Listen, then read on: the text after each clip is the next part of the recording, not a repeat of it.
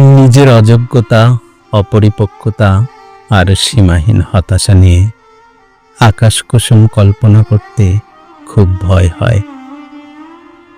নিজেকে ঈগলের মতো উড়িয়ে বেড়ানো চড়ুই পাখি আমি।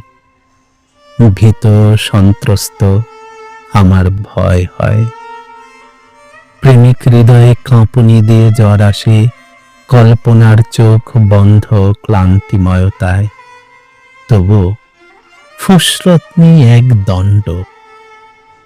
আমি ভেসে চলেছি অকুল সমুদ্র, যেন কাগজের গড়া ফুল।